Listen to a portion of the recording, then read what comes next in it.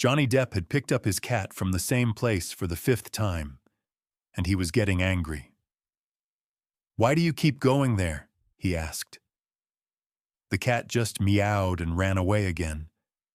This time Johnny Depp followed to the old woman's house next door.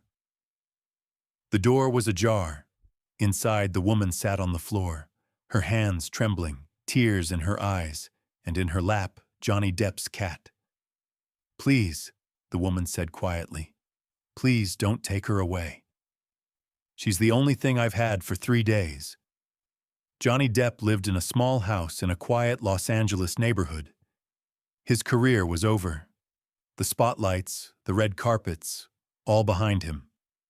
Now it was just him and his cat, Ember. Ember was a calico cat he'd found on the street. Small, moody, but somehow she'd won Johnny Depp's heart.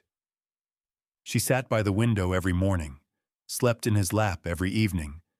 But for the past 2 weeks, Ember had changed. She kept running away. And every time Johnny Depp found her in the same place, in front of the old house down the back street. This story touched millions of hearts. If it touched yours, don't forget to hit the like button, comment yes, and subscribe. Stay tuned for more incredible stories. Back to the story. The first time he picked Ember up from that house, Johnny Depp was just confused. "This isn't your place," he'd muttered. But Ember had meowed and tried to escape, as if she didn't want to leave. 2nd, 3rd, 4th time. Johnny Depp was getting angry, but the 5th time, Ember didn't run. She just looked at that door, meowed, and Johnny Depp noticed. The door was ajar. "Hello?" he called out. No answer. Ember walked inside. Johnny Depp hesitated, but his cat was inside. He pushed the door open. Inside was dark, curtains drawn. The smell was heavy, old furniture, dampness, and loneliness. "Hello?" Johnny Depp called again. In the corner, on the floor, an old woman sat, her back against the wall, her hands trembling. Ember ran to her, jumped into her lap, meowing. The woman opened her eyes. She was old, white hair, face full of wrinkles, but her eyes were filled with tears.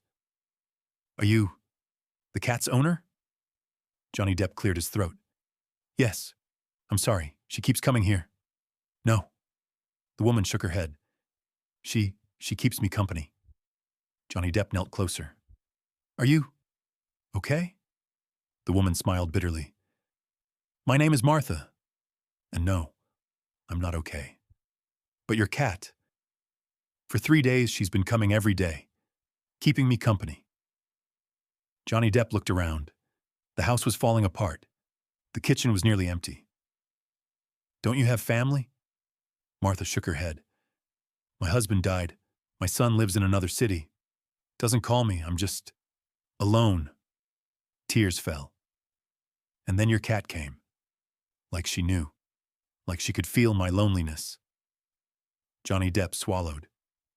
"Why do you leave your door open?" Martha laughed. "So your cat can come in." Johnny Depp felt his heart break.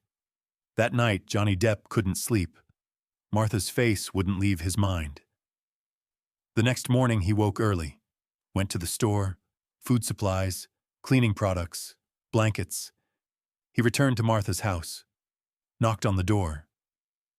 Martha was shocked when she opened it. "You came back?" "Yes. And this time I'm staying?" For the next few hours, Johnny Depp cleaned, washed dishes, opened windows. Light flooded in. Martha watched.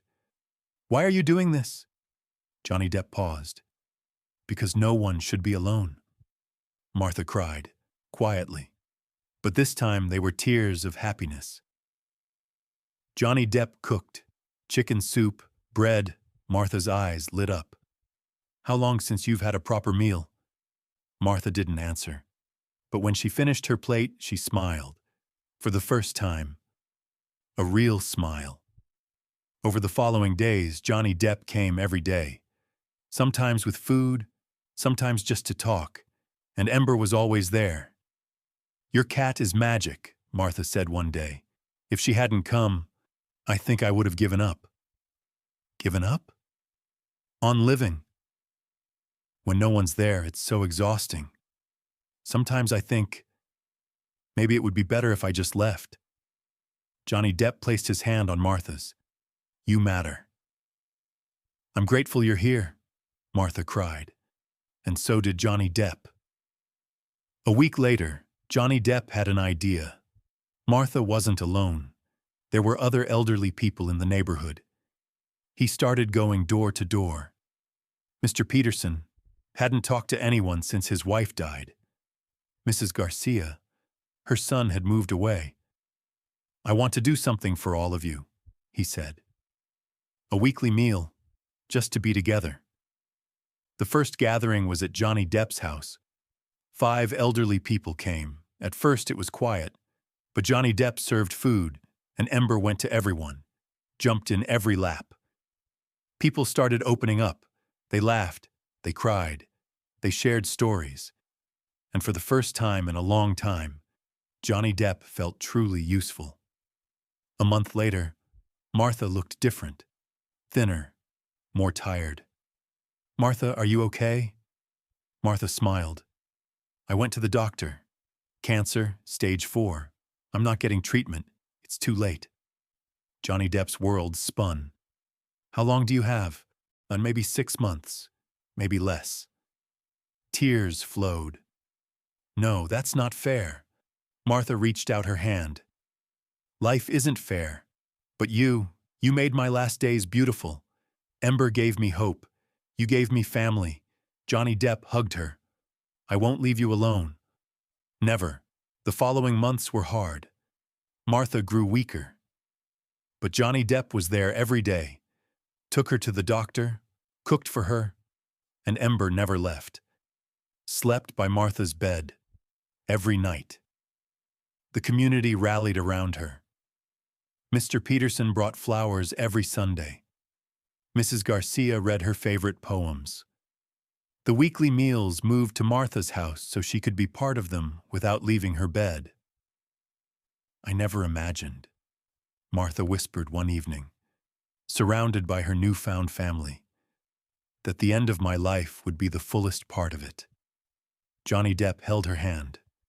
The room was filled with people who once lived in isolation, now bound together by compassion. One afternoon, Martha's son called. He hadn't spoken to her in 3 years, but Johnny Depp had tracked him down. "Mom!" The voice came through the phone, broken with guilt. Martha's eyes filled with tears. "Daniel!" "I'm sorry, Mom. I'm so sorry. I'm coming. I'm on the next flight." When Daniel arrived 2 days later, he found his mother surrounded by strangers who had become family. He broke down in Johnny Depp's arms. "I abandoned her," Daniel sobbed. "I thought I had more time." "You're here now," Johnny Depp said gently. "That's what matters." Daniel stayed. He sat by his mother's bed, held her hand, told her he loved her, over and over. Martha smiled through her pain. "I forgive you," she whispered. "I always did." The night before she passed, Martha gathered everyone around her bed. Johnny Depp, Daniel, Mr. Peterson, Mrs. Garcia, the others, and Ember curled in her lap. "Your cat is an angel," Martha said, her voice barely audible. "She found me. And you saved me." Johnny Depp smiled through tears. "No. You saved me. You reminded me what life means." Martha's eyes grew heavy. "Promise me something. Anything. Keep doing this. Keep finding the lonely ones. Keep bringing people together. Don't let anyone die the way I almost did. Forgotten and alone." "I promise," Johnny Depp whispered. She looked at her son. "And you. Don't make my mistake. Don't wait. Love people while they're here." Daniel nodded, tears streaming. "I won't, Mom. I promise." Martha closed her eyes. "Good. Then I can rest now." When Martha took her last breath, Johnny Depp was there. Ember was in her lap, Daniel held her hand. Mr. Peterson stood by the door. Mrs. Garcia whispered a prayer, and there was a smile on her face. She was at peace, and she was loved. At Martha's funeral, the neighborhood gathered. The elderly, the neighbors, everyone cried for Martha. But Johnny Depp was also proud, because Martha hadn't died alone. She'd died loved. After the funeral, Johnny Depp returned to Martha's house. On the table was a letter. Dear Johnny Depp, you gave me the final gift. Friendship, family, love. Please take care of Ember. She brought you to me, and maybe she'll bring you to others. You're a special person. With love, Martha, Johnny Depp cried. But this time they were tears of happiness. Daniel approached him. I'm selling the house, but I want you to have something. He handed Johnny Depp an envelope.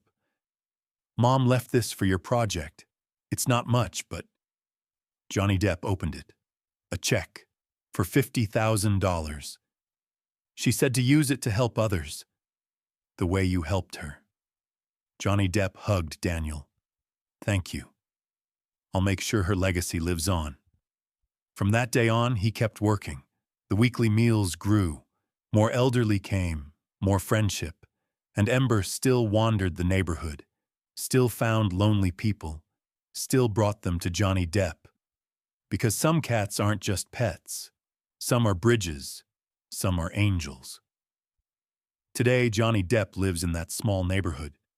He's no longer famous, but he's happy, because now his life has meaning. Every week he meets with the elderly. Every day he visits someone, and Ember still leads the way. The program he started, Martha's Circle, has spread to 3 other neighborhoods. Volunteers follow Ember's example, seeking out the forgotten, the isolated, the ones society overlooks.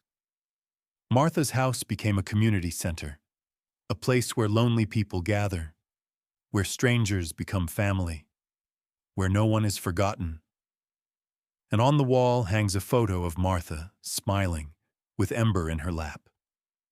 Below it, a plaque reads, "She taught us that it's never too late to be found, and never too late to find each other. Sometimes the greatest roles aren't played in front of cameras. Sometimes true heroism is knocking on a lonely door. This story touched millions of hearts. If it touched yours, share it. Like it. Subscribe. Because love is needed at every age, everywhere.